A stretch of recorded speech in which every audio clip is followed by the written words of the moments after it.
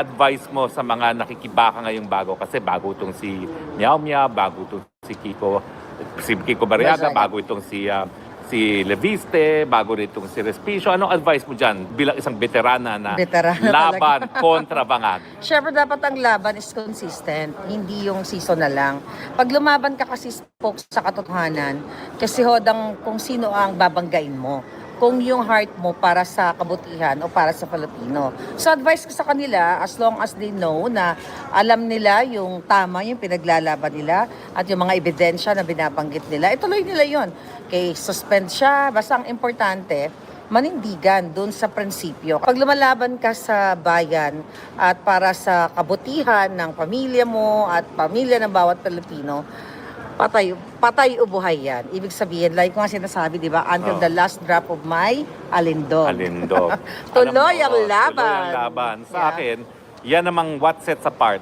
Yan yung pagkakaiba na ikay pabida-bida lang, for the views lang, at meron pinaglalaban. Kasi alam mo, pag ikaw ay nakipag talaga at nais mong magkaroon ng mas mabuting Pilipinas, handa ka magsakripisyo.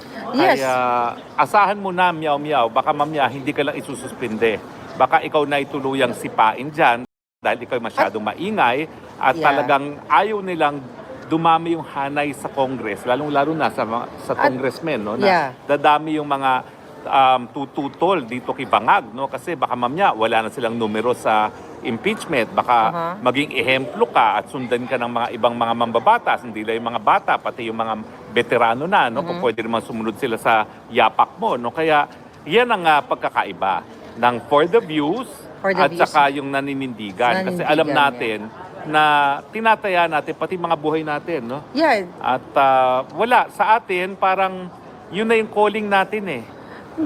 Di ba? Yeah, tsaka hindi porket sinuspindi ka or kinasuhan ka, ititigil ka na.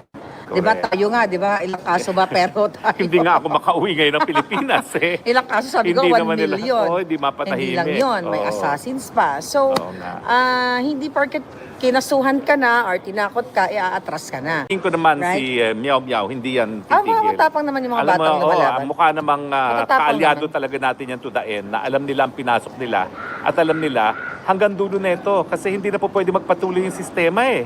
Talagang bulok na yung sistema eh. Mantakin mo, halos wala nang napupunta sa taong bayan, puro sa bulsa na lang ng mga congressman at saka mga senatong, no? At saka masyado nang naging systemic yung korupsyon na kapag hindi natin lalabanan, lalamunin na tayo ng sistema. So hats off to Kiko, kay Congressman Miao Miao, pero with a warning, no, na talagang hindi tutuluyan. Tayo titigilan. Oo, tutuluyan tayo.